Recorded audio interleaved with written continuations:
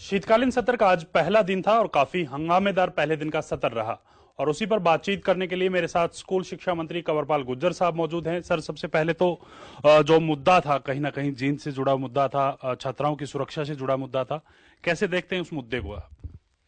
नहीं, देखिए, हमने उसमें सख्त से सख्त कार्रवाई की और हमने दोषी के खिलाफ जो उसने अपराध किया उसके हिसाब से जो धाराएं लगनी चाहिए थी उसके हिसाब से हमने उसके खिलाफ एफआईआर कराई और आज वो जेल में है।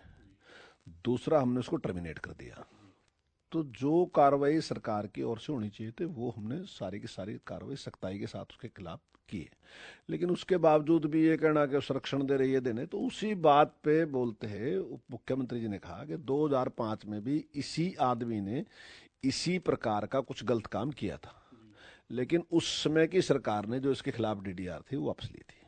और उसके बाद 2011 में भी इसी व्यक्ति ने कुछ ऐसे गलत काम किए थे, उस समय भी इसके खिलाफ उस समय की सरकार ने इस प्रकार का उसको वापस लिया था। तो दोषी तो वो लोग थे जिन्होंने उस समय इसके खिलाफ कार्रवाई नहीं की। अगर उस समय इसके खिलाफ सख्त कार्रवाई होती तो आज ये कृत्य होता ही ना जो इसने आज किया। हमने तो उसके खिलाफ सख्त कार्रवाई की और हमने तो एक मैसेज दिया कि आने वाले टाइम में अगर कोई भी व्यक्ति इस प्रकार का प्रयास करता है तो हम सख्त से सख्त कार्रवाई इसके खिलाफ करेंगे। तो जो जिम्मेदारी सरकार की थी सरकार ने पूरी निभाई है उसमें ईमानदारी से। कहीं ना कहीं गीता बुक्कल की तरफ से ये भी कहा गया है सर, बिना तथ्यों की बात की जा रही है। उनके जो घर पर पंचायत को लेकर भी जिक्र हुआ, पंचायत हुई, इसके बाद ये पूरा फैसला लिया गया, जिसके बाद डिप्टी चीफ मिनिस्टर को माफी मांगने के लिए भी उनकी तरफ से कहा गया है। कैसे देखते हैं सर पूरे मामले को? देखिए, जो आप शिक्षा मैं मंत्री हैं, शिक्षा मंत्री के तौर पे आपने पूरी जानकारी ली होगी इस मामले की। नहीं, अभी तक कोई जानकारी नहीं ली, अभी जानकारी लेंगे, ये बात अभी हुई थी। लेकिन मैं ये कहता हूँ कि अगर 2011 में उसके खिलाफ कोई डीडीआर कटी और उसके बाद वो वापस ली गई तो इसका मतलब शिक्षा मंत्री को आप निर्दोष तो नहीं मान सकते, उसके संज्ञान में बात तो होगी, चाहे वो किसी के भी प्रभाव से हो। क्यों क्यों भी हो सरकार में, अगर 2005 में भी हुआ तो उस टाइम भी सरकार के प्रभाव से ही होगी। तो इसको हम ये नहीं मान सकते कि उस समय का जो मंत्री है वो निर्दोष हो जाएगा जो उस विभाग से है। तो उस विभाग के मंत्री की जानकारी में तो हो गई कहीं ना कहीं। तो निश्चित तौर से अगर उस समय में इस प्रकार की कार्रवाई की गई तो सरकार, उस टाइम की सरकार, उसके लिए दोषी है।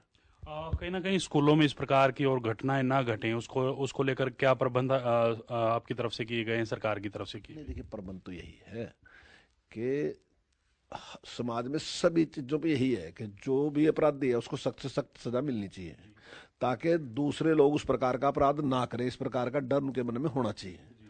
तो हमने वो कार्रवाई पूरी की है और आने वाले टाइम में अगर कोई और भी जो विचार विमर्श करेंगे, कुछ और अगर कर सकते हैं इसमें, तो उस पर भी हम ध्यान देंगे। सीसीटीवी कैमरा लगाने की बात की जा रही है। स्कूलों में सीसीटीवी कैमरा होना चाहिए, क्लासेस में होना चाहिए, दफ्तर में होना चाहिए। इसके साथ साथ एक शिकायत पेटिका रखने की बात भी की जा रही है कि कोई भी छात्र आकर अपनी शिकायत उसमें डाल वो सके। वो बिल्कुल सही है। जो शिकायत पेटी की बात है उस पर मैंने पूरा गंभीरता से लिया, वो जल्दी हम लागू करवाएंगे। क्योंकि और उसको हम ये कहेंगे कि इसको डीओ ही खोल लेगा, जिला शिक्षा अधिकारी है उसको ही पावर होगी इसको खोलने की, ना कि हेडमास्टर उसकी पावर हो। और जो काले शिष्य वाली बात है इस पे भी हम सख्ताई से एक्शन लेंगे कि किसी को भी इस प्रकार का, कोई भी इस प्रकार के शिष्य लगा ही नहीं सकता। और भी कुछ सुझाव सामने आएंगे क्योंकि जब घटना घटती है तो और कुछ बातें सामने आती हैं कई बार जो रूटीन में चल रहा है। इस प्रकार की कोई अपेक्षा ही नहीं करता ना टीचर से, कुछ सोचता भी नहीं इस प्रकार की बात के।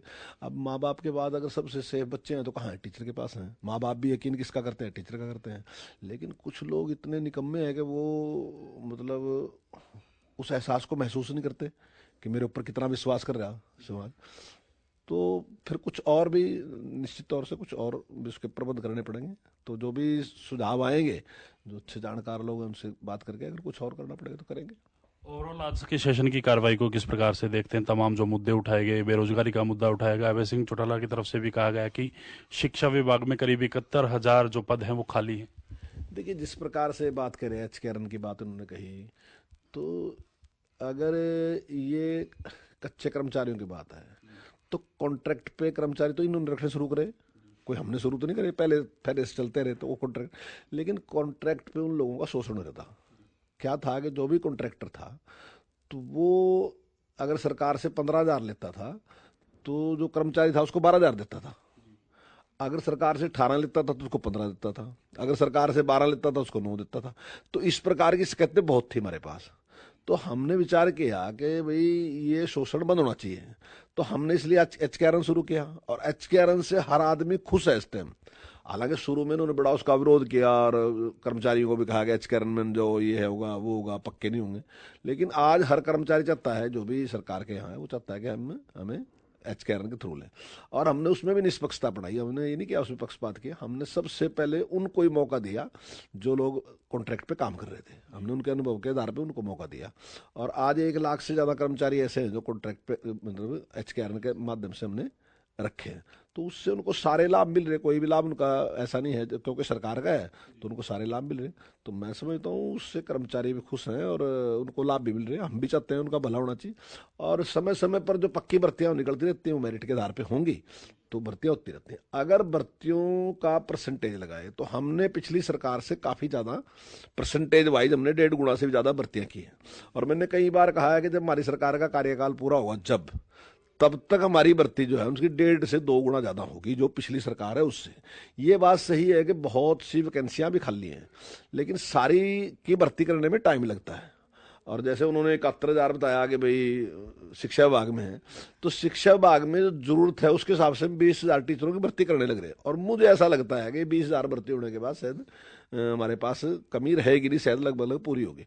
अब ये आंकड़ा कहाँ से लेके आया मुझे नहीं पता, कहाँ से लेके आया आंकड़ा वो, लेकिन इस प्रकार की कोई कमी है नहीं। और जल्दी मैं समझता हूँ कि भर्ती जल्दी जो 20,000 की भर्ती हो जाएगी और उसके बाद टीचरों को कमी रहेगी। शुक्रिया सर, बातचीत करने के लिए थे शिक्षा मंत्री कंवरपाल गुर्जर साहब, जिनकी तरफ से साफ कहा गया है कि हमने प्रिंसिपल के खिलाफ जो कार्रवाई है वो की गई है। आगे की कार्रवाई जो है पुलिस की तरफ से की जाएगी। और साथ साथ शिक्षा विभाग में टीचरों की कमी को लेकर उनकी तरफ से कहा गया है आने वाले समय में 20,000 पदों पर और भर्ती की जाएगी। और जब ये 20,000 पदों पर और भर्ती की जाएगी तो शिक्षा विभाग में कोई कमी नहीं रहेगी। कैमरामैन दिनेश के साथ मैं रवि कालीरमन, हरियाणा न्यूज।